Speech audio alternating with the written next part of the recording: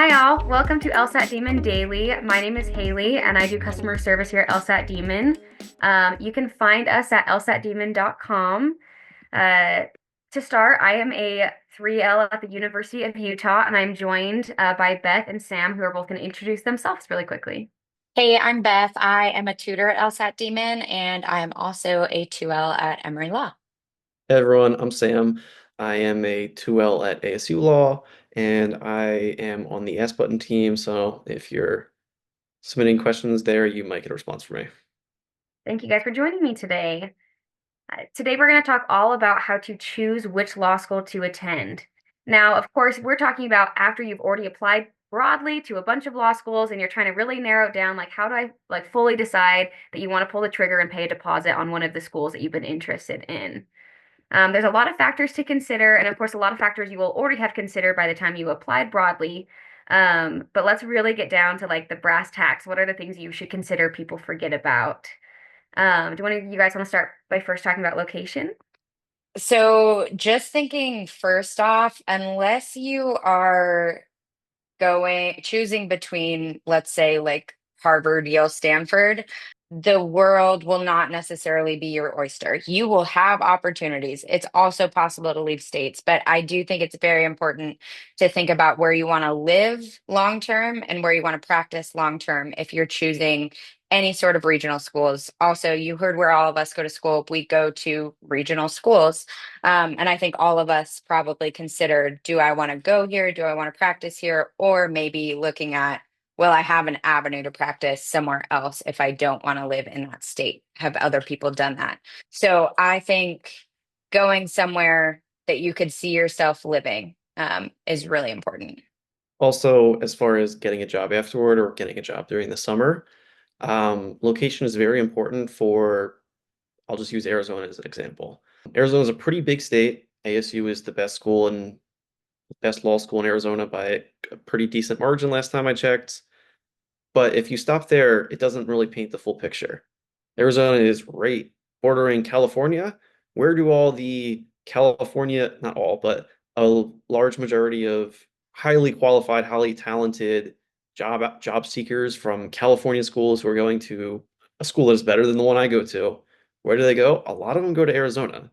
So if you just look at it in a vacuum of, oh, well, I go to the best school in Arizona, it makes it seem like it's a lot easier that you're fighting against a lot fewer people when that's just not the truth.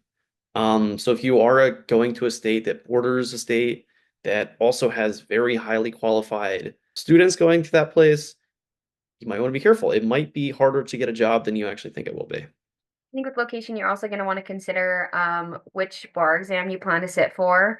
A good majority of the states follow the uniform bar exam or the UBE, where some states, like I believe Florida, New York, California, all have their own bar. So if you or your spouse is like military, or there's another reason why it's pretty inevitable that you will move at some point in the future, if you can go to a law school in a state that offers the UBE and then later you can move to another UBE state, it is much easier to transfer your bar score and transfer your license there later. Of course, not end all be all, but that's just one other thing to consider if you know you will inevitably move and can't control that.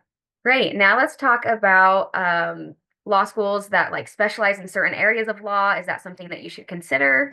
Personally, I don't think so. I've I'll use ASU as an example once again. ASU is the school that always advertises itself as being the most innovative. I can count on one hand the number of times that has ever helped me as far as looking for a job. Employers aren't exactly jumping to say, wow, you go to the most innovative school, please come on board. It just doesn't happen. I suspect that other categories like that of we have the best med mal program in the United States, I suspect that it doesn't really have much bearing. I think it's a correlation causation problem, but maybe I'm wrong. Yeah, I mean, I would say the same generally. Just if you're going to an ABA accredited law school, you are going to get what you need to graduate and hold a JD. And then you're going to learn how to be the kind of lawyer for the job that you get when you actually get that job. There's subject matter you can learn that, you can decide to take classes in certain areas. That's one of the things I am loving about law school right now. I get to take things I'm interested in past one all year. But I would say that is not, that shouldn't be anywhere near the top of your list. Schools that say they're really great at whatever program, because you're all going to graduate with the same degree anyway, a JD.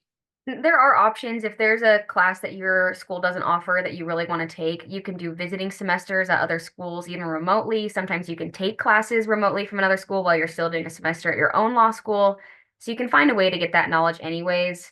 And I think going back to the location, that the location is going to matter more than just what your school advertises. Like my law school is known for their environmental law program, but I think that's more because we're in Utah where there's a lot of environmental needs where we get the snow and that snow, funnels its way to California. And I think you could get something similar, like if you really want to be in like the politics world, being close to the DC area is more important than whatever school advertises that they're gonna like get you into a political position. So I'd focus more on that than just like this school says they're the best in XYZ. I think in answering that question, we're making a big assumption that I don't necessarily think is true. That being, well, I'll just ask you guys. Do you think before you even get to law school, you can know exactly what practice area you want to do later in life? I mean, I think you can, but I also think it's very possible that you get to law school, maybe you do an internship your first summer. It was the thing you thought you wanted to do. You see that work up close and you start to go, oh, you know what? Maybe I want to check out a different area of law. Maybe that wasn't everything I dreamed it would be. Yeah, I think it's probably more rare that people have a very clear idea of exactly what they want to do and stick with it. I'm definitely that exception. I came to law school with an idea, and that's exactly what I'm going to be doing when I leave. But I am one of very few in my class who have done that. That's not normal. And I had a lot of exposure to that area before I came into law school as well, which definitely like most people don't have. So if you are not ready to pivot and you come to a law school for a specific reason and then realize you don't like the law school for all their other programs, then you may have put yourself in a box that you didn't need to put yourself in. The big issue, even if you do end up being the one in a million, the Haleys of this world, you're just not going to know that before it actually happens, even if all the circumstances suggest it. Like I was paralegal, I thought I wanted to do corporate law, talked to a bunch of corporate attorneys. I thought it seemed really interesting. I don't really want to do that anymore. And if I had just gone in choosing law schools thinking which one is the best corporate program, I would have really shot myself in the foot. Now, let's talk about some more nitty-gritty things, like the resources that a school offers. How important is that? Did you guys know that your school offered certain resources before you picked? Do you wish that you had looked into that? And I can start I this didn't one. know. I didn't know before. I mean, my answer will be pretty simple. Just that I didn't know, and this was not something that I was aware. I could have looked into things like that. I think Haley, you can probably give a lot more detail, but um, tuition is not the only thing that costs money. Everything else, any supplemental stuff, other resources for law school, they all come with a price tag too. So. Yeah, Yeah, I also did not research anything, so I'm just going to pass this one to Haley. I did not research before either, and I just got lucky that my school offers so many resources for free. Once you guys get to law school, you will hear all about Quimby. Quimby is amazing. You'll hear probably about West Academic, Westlaw, Lexis, Bloomberg. There's so many resources out there that will help you with your papers and with your practice, like bar brief, Themis, that will all help you like practice for your final exams. All of these cost money. Some of them are free to law students, but most of them cost at least a subscription that's not cheap. And if your school offers those resources for free, that's one thing to consider. My school also offers a entire bar prep package for free, like, well, not for free. It's included with your tuition. So if you follow the LSAT demons, don't pay for law school mantra, then that would be for free. And that's going to save you around 3 grand in bar prep material, which at the end of law school, when you're not working anymore, you're about to not work for 3 months while you study for the bar. 3 grand's a lot of money, especially after you just paid around a grand to take the bar. So, though that shouldn't be like, oh, they give me free bar prep material, so I'm going to go there. That shouldn't be your reasoning. I think it's a good question to be asking schools when you're trying to decide if that's where you want to go. 3 grand is also on the mid end. It can easily get up to 8,000 depending, 8,000, 10,000 depending on which program you choose. Yeah. So, it's not something to not consider. Definitely, I would Yes. see if your schools offer that. Okay, now let's talk about the curve. Did you look into the curve before you started law school? Do you wish you did? Would that have changed anything for you? I think this one goes back a little bit to location. Like if you're in a state where there's just not many other law schools, there's not going to be an influx of other applicants trying to compete with you for jobs, the curve doesn't really matter because employers are going to know that, oh, you got a 3.0, that's really good at this school. Oh, you got a 3.5, that's okay at this school. It doesn't matter as much in that sense, but when you are in a populated area where there's, like if you're in New York, for example, that absolutely matters. There's, what is there, a dozen different law schools there? You can't really expect lawyers to know, ah, yes, NYU has a curve of this, whereas Columbia has a curve of this, and this school has a curve of this. If you're looking in that, that probably is something you definitely want to look at. Again, this is a thing that I think similar to these other factors we're talking about, it should not be your make or break, but just kind of if you're pro and conning things out, a higher curve is going to be more of a pro, a lower curve is going to be more of a con, even though it probably is not the thing to fully tip the scales either way.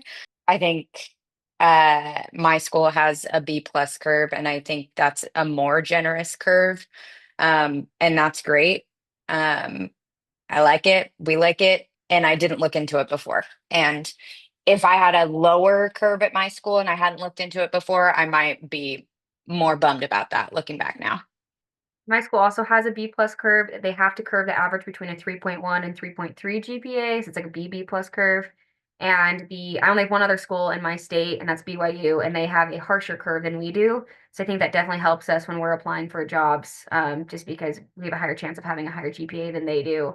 Though, like Sam said, there's only two law schools, so a lot of people know what that curve already is, so they can do like the comparison in their head. But not all employers do. So sometimes that can give you a little leg up, which when we're literally tied for ranking with both of the schools in my state. And so when they're looking at a tiebreaker, if it comes down to the GPA, like that curve is going to help just that little bit.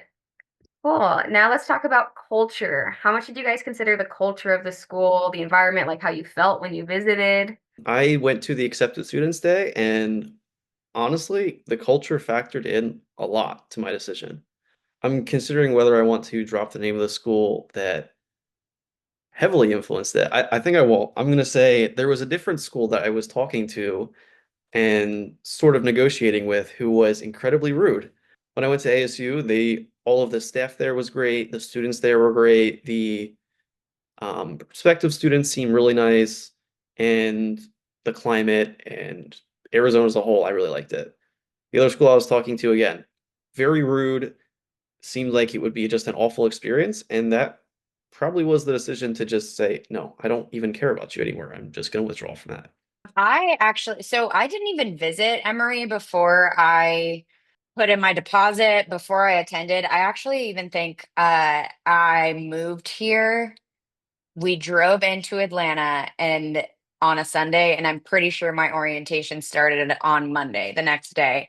The furniture hadn't arrived. We had an air mattress. Like I had no idea anything about the culture at the school itself. As far as just kind of thinking about those factors though and atmosphere and everything, what I looked at was Atlanta. So because I was kind of thinking about that long-term location stuff, I was thinking more about Atlanta as a city as a whole. Do I want to live here? Do I like this city? Because for me, I was like, if that's not going to change my decision, what like the admin is like. So, and because law school is only 3 years, right? So if I'm looking at going to this regional school, what I was looking at was, do I want to be in Atlanta long term? Can I see that? That being said, too, I totally get why some people are looking at things like that and checking out admitted student stay. It just wasn't a factor for me. Similar to Sam, I did have a few negative interactions with a few law schools. Actually, including my own. I had a weird negative interaction with my admissions team the first time.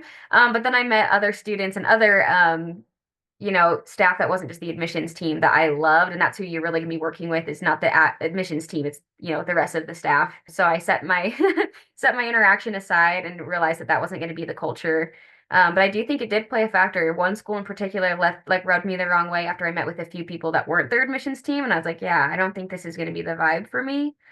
But I do agree, like the culture of the city that you're choosing to join. I've had a few friends go to schools that have more of a religious base, like BYU, Baylor, and Notre Dame. And I think some of them they were friends that were not religious and then chose to go to these schools. And though they like knew what that entailed, they didn't really fully know until they got there and realized it may not have been the best fit for them and their lifestyle. So I think that's something to really consider. Like, are you going to fit in with the culture? Are you going to feel comfortable, feel like you can be yourself while you're at that school? Now, let's talk about bar passage rates and job placement rates, which are arguably what the demon preaches is what you should be looking at when you're, first initially applying broadly. How much does it matter to you while you're here at the end trying to pick your final school? And I definitely look at Um, rate a lot. It's pretty high for my school. okay. I at like 97% bar passage rate, and I thought that was really important. Yeah, I agree. I looked at those. Those were probably the only things out of what we've talked about, minus location, that I actually did look at was bar passage rate and job placement rate. I think those are some of the most important things you can look at because that's what's actually going to set you up for success long term as a practicing lawyer. Are you going to pass the bar? Because that's your gate to be the practicing licensed attorney. And then job placement rate, you want to get a job when you graduate from law school. So are people graduating from the school that you're looking at, are they getting hired? You can look schools, there's data out there, right, of like where people are getting hired. I mean, of course, like the kind of jobs people are getting hired in, but even the amount of people who go out of state, if that is something you're looking at, of going somewhere and then living in a different state, if that's what you want to do. So I would say these are pretty important factors, and you should check these out. Definitely. The only thing I would say about bar passage rate is I don't think it matters that much as long as it's above like, I don't know, 80%. At that rate, I'm thinking if you're doing it the Demon Way, you're only going to regional school if they're giving you the money. You're probably going to have no problem fitting into the top 80% anyway. With jobs, it's a little bit harder because you just don't know all the factors. There's too many, but taking the UB, I think it's a little bit more of a straightforward connection there. Is there anything else that you guys think is important for our listeners to consider when applying or trying to finally decide which law school to pull the trigger on? I would just say we didn't say it today. You hear it all the time here if you listen already to the advice that you hear from LSAT Demon. Top factor should probably be the price that you are actually paying for law school. They give out scholarships, they give out full ride scholarships all the time. We would love to see you being one of the students who's getting a full ride or pretty darn close to it rather than scraping in at the back end and then fighting for something like bar passage rates from us or fighting for something like job placement. Maybe bar passage would probably be a different situation there, but it'll set you up for success. If they're giving you a scholarship, it's because they think you're going to do well. It's probably because you're going to be placed in the higher end of their class, which is pretty predictive of your 1L grades, which is then predictive of the kind of internship you get and then the direction your career starts to go. Definitely emphasis there first.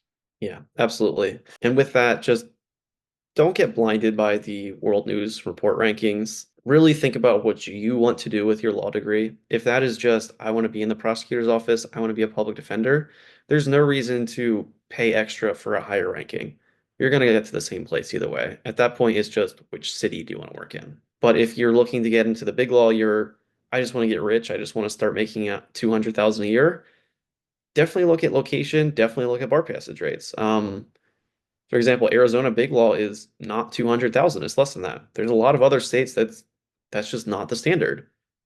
It is the standard in Texas, New York, California, Delaware even. So not only pay attention to the school's big law placement, but also their placement as far as states. If that's just their state, what does that big law salary look like? If that's what you want to do. Bottom line is focus on salary first, but don't forget what you actually want to do with your law degree. With that law school ranking, the ranking can change so fast. You can go from a really high ranked school down to way low or the opposite. Like when I applied, I think we were ranked like 60 or 50 something, and now we're 28. So in 3 years, we've like like cut in half how well our ranking is. And okay, so I'll graduate from a higher ranked school. That's great. But like, what does that do for me? At the end of the day, it's what can that school bring to me beyond just saying it's so and so ranking, you know? Well, thank you both so much for joining me here today. I think this is a really good discussion.